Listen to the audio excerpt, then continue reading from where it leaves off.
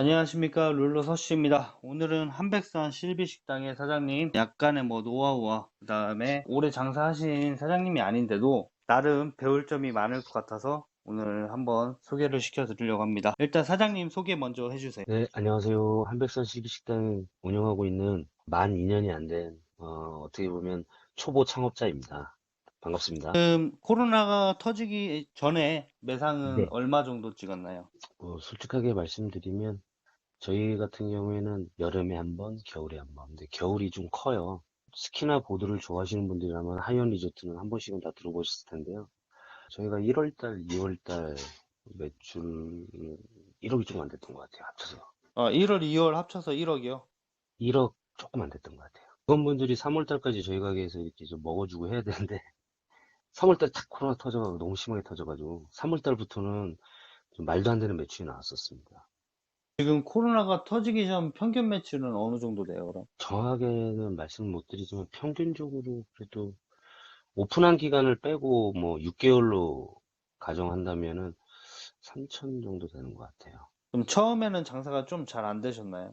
저 같은 경우에는 가게 목이 너무 안 좋거든요. 그래가지고 고민을 많이 하다가 오픈하고 한 3개월은 좀 버텨보자. 그리고 제가 원했던 손님들한테 하고자 했었던 그런 경영 전략을 가지고 한번 3개월은 버텨보자 해서 첫 달, 두 번째 달, 세 번째 달은 거의 마이너스 정도 날 정도로 되게 좀 힘들었었어요. 그럼 오픈하고 3개월은 적자로 돈을 네, 못 맞습니다. 버셨고, 그다음 4개월, 그 다음 달부터는 이제 흑자로 돌아선 건가요? 예, 제가 남는다는 기준은 저희 가게는 부부 둘이 운영하는 가게입니다. 아르바이트나 직원을 고용하지 않는 가게고요. 그러다 보니까 저희 인건비는 그냥 생각하지 않은 상태에서 하였기 때문에 세 번째 달부터는 저희 인건비를 만약에 가정해서 두당 얼마씩 이렇게 특정했을 때는 마이너스일지 모르겠지만 저희 생활비 쓰고 약간의 돈이 남았으니까 아무래도 이미 남았다고 봐야죠. 네, 세 번째 달부터 남았던 것 같습니다.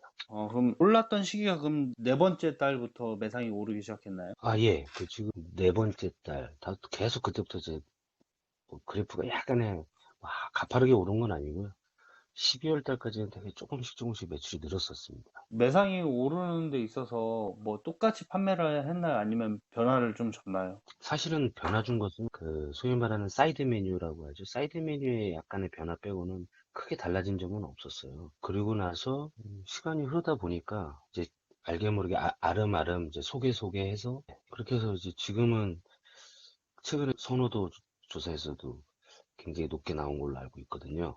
그럼 처음 네네. 오픈 때 자리가 너무 안 좋았기 때문에 안 될 요인도 있겠네요. 사실은 그리고 제가 가지고 온 어떤 아이템 자체가 저희 지역에 이미 있었던 아이템이었어요.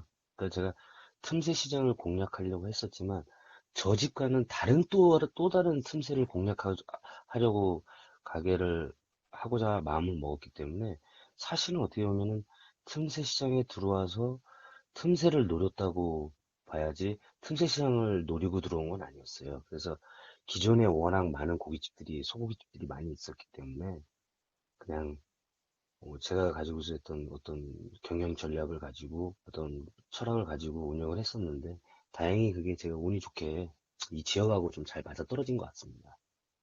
그럼 지금 현재 하시는 곳 월세랑 테이블 숫자를 말씀해 주세요. 저희 같은 경우에는 골목 안에 위치하여 있고 테이블 개수는 지금 현재는 9개를 운영하고 있습니다. 그럼 부부 운영이고 사람은 안 쓰고 월세 네, 60만 원에 테이블 9개. 네, 그럼 부부 운영인데 매상이 오르고 나서는 5천만 원도 찍은 적이 있어요. 그때 그때 한번 솔직히 찍었습니다. 인원이 없는데 두 명이서 운영하면 부부끼리 합이 맞아서 잘 돌아가겠지만 혹시 그 노하우가 있으신가요? 손님이 막 너무 많을 텐데. 이거는 꼭 저 같은 이렇게 초보 창업자분들한테 말씀드리고 싶은 게 가족끼리 하면 되게 좋아요. 가족끼리 하면 정말 좋은데요.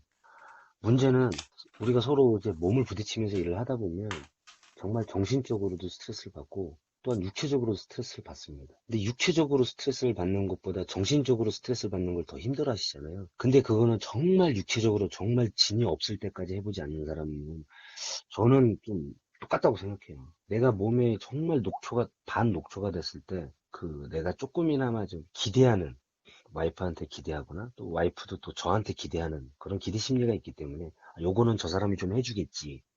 뭐 이런 아주 작은 부분에서부터 이제 공기시 한다고 그러죠. 별거 아닌 거 가지고 되게 예민해지고 그래서 이렇게 초보 창업하시는 분들에게는 꼭 좀 저는 이렇게 그렇습니다. 서로 싫은 말을 할 때는 싫은 말을 대놓고 해요. 단 집까지 가져오지 말자. 집에서 또 아이들이 있으면 또 아이들 케어도 해야 되는데 그 직장에 있던 스트레스를 집까지 들어오면 그건 정말 진짜 잘못된 거거든요. 장사도 똑같다고 생각을 해요. 맺고 끊는 건 확실하게 하되 가게에서만큼은 서로가 불만이 있을 때는 바로 즉시 이야기를 해서 피드백을 주는 게 낫지 꿍이 있으면 자기만 손해예요.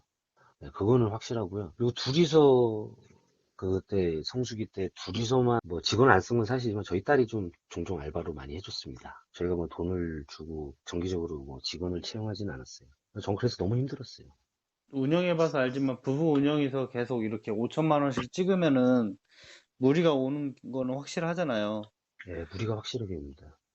왜 그러냐면 테이블이 9개잖아요. 그럼 보통 이제 벌써 이 영상을 보고 계신 분은 벌써 계산을 하실 거란 말이에요. 그럼 계속 돌아야 돼요. 그리고 고기 추가가 계속 들어와야 되고 그래야지만 가능한 금액이거든요.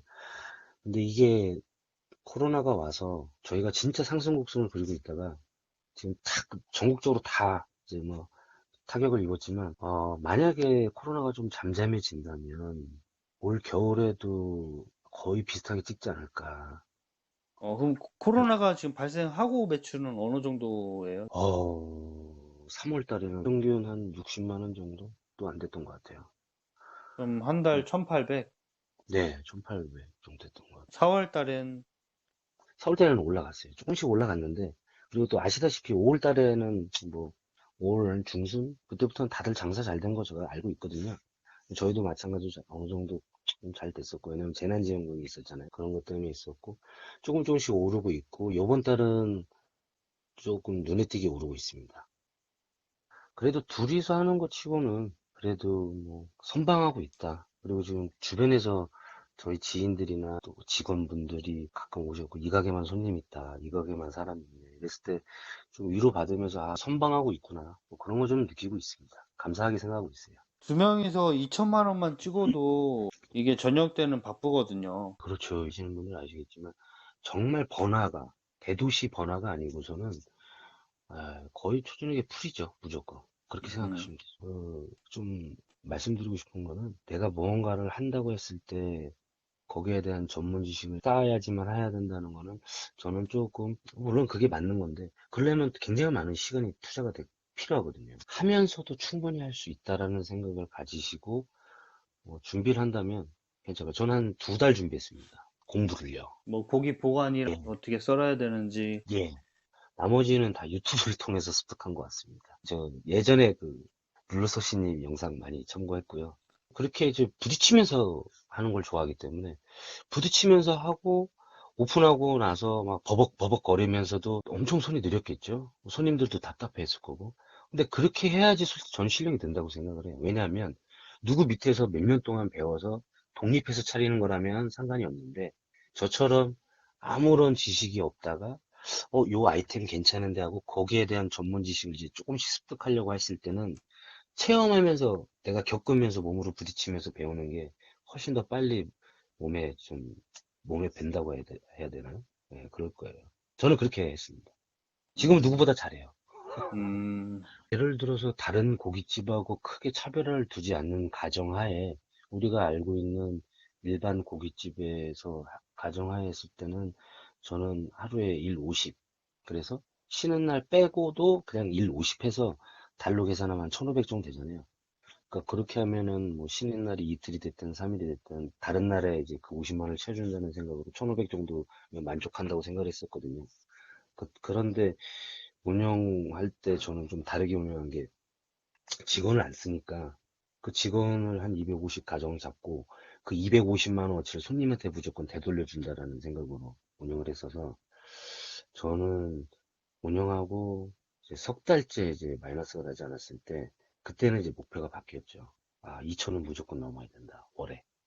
계산으로 했을 땐 1,500이면 그래도 어느 정도 남겠다. 네. 그렇게 시작을 했는데 실제 운영을 해보고 네. 결과로서는 2천. 네.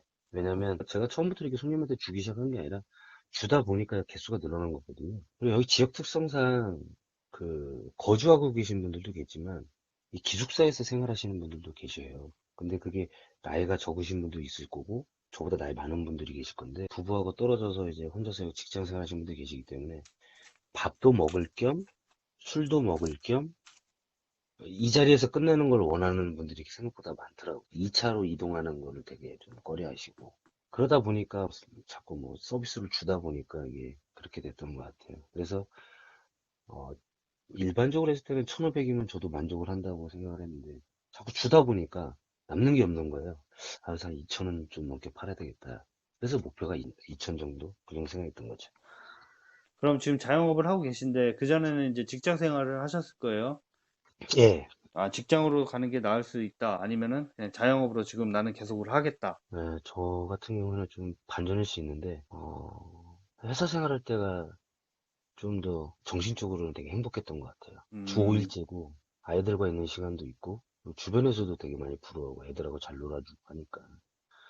근데 그거를 제가 이제 단념하게 된 게 이제 큰애랑 첫째 아이랑 둘째 아이랑 좀 나이 터울이고요. 더 늦어지면 지금 제가 이제 40대인데 40대 때 가장 돈을 많이 벌어야 된다고 생각하는 지금 시기라고 저는 생각을 하고 있었기 때문에 아이들 케어는 조금 뒤로 미루더라도 그래도 아이들에게 좀 물질적으로 좀 풍족하게 해주는 게 낫지 않을까. 물론 아이들은 지금 예전으로 돌아가고 싶어 하죠. 그러면 제가 이제 농담 삼아 제 둘째 아빠가 이제 건물을 사게 되면 그때 아빠가 이제 고깃집을 안 할게. 이렇게 농담 삼아 하고 지금 맨날 그 건물 살 수 있어? 이렇게 맨날 물어보거든요, 저한테. 음, 원래 사실은 이거를 누가 이제 프랜차이즈로 내주라고 했는데 이건 못해요. 너무 힘들어서. 왜냐면은 직원을 쓰면은 그 손님한테 나가는 또 서비스가 좀 떨어질 것이고 그렇기 때문에 보통 부부나 뭐 이렇게 해야 되는데 그래서 프랜차이즈는 접은 지꽤 됐고 분 정도 심각하게 저한테 좀 내달라고 그랬었거든요. 현실적으로 그냥 되게 힘든 거라서 남한테는 권유하면 안 되겠다. 단 체계가 만약 잡혀서 직원들도 쓸 수 있는 그런 상태에서 오퍼가 된다면 나는 뭐 권하겠는데 지금 제가 아직 그럴 자리까지 가지도 못했고 저 하나 지금 건사하기 바쁘기 때문에 음, 처음 장사하시는 분들은 딱 세 가지만 기억하시면 됩니다. 성실. 이게 성실한 게 무조건 부지런해야 돼요. 진짜로. 내가 오늘은 너무 피곤하니까 내일 하자. 그러는 순간 어느 순간 뭔가가 하나씩은 떨어지고 있어요. 뭐 퀄리티가 떨어진다든지 뭐 위생이 떨어진다든지 뭔가가 떨어지고요. 두 번째는 청결. 이거는 뭐 백종원 아저씨가 너무 많이 얘기해가지고 제가 아무리 청결하려고 하더라도 손님이 머리카락을 이렇게 싹 들고 옆으로 터는 것도 제가 본 적도 있고 그러니까 제가 아무리 깨끗하려고 해도 손님의 눈에는 100% 만족을 못 시켜요. 그래도 내가 정말 땀 흘리고 이 정도면 됐겠다. 그 정도 선까지는 좀 위생에 힘써주시면 좋겠고 세 번째는 개발입니다. 뭐 그것이 가게 인테리어 개발이라든지 아니면은 가게 앞으로 1년 후의 비전이라든지 그런 걸 항상 생각하시고 그 세 가지는 제가 가지고 있었던 경영 전략이었어요. 일단 네. 시작을 한 거잖아요. 맨땅에 헤딩해서 처음에 이제 시작할 때는 자리도 안 좋기 때문에 뭐 운영을 해봤더니 뭐 실상 아 이거 적자로 계속 돌아가는 거 아니나 걱정도 했지만 다행히 이제 서서히 올라가가지고 그러니까 네. 확 올라간 것도 아니잖아요. 서서히 올라간 예, 되게 거잖아요. 소식 올라갔어요. 그렇게 소문이 난 매장을 가지고 계신데 저는 뭐 아홉 테이블로 일단 뭐 성수기라고 해도 저는 5천만 원을 찍었다고 얘기를 들었을 때 안 네. 믿었어요 처음에. 아, 아니 아홉 테이블인데 어떻게 5천만 원을 찍어? 이거는 힘든데 제가 16 테이블로 운영을 해봐도 같은 소고기를 파니까 예, 예. 아 이거 5천만 원 팔려면 16 테이블도 힘든데 이거를 아홉 테이블로 했다? 근데 얘기를 들어보니까 4회전 5회전을 한다고 들었어요. 예. 왜냐면 여기 지역 같은 경우에는 3교대로 돌아가거든요. 그러니까 제가 이제 가지고 있던 경영 전략은 그거였습니다.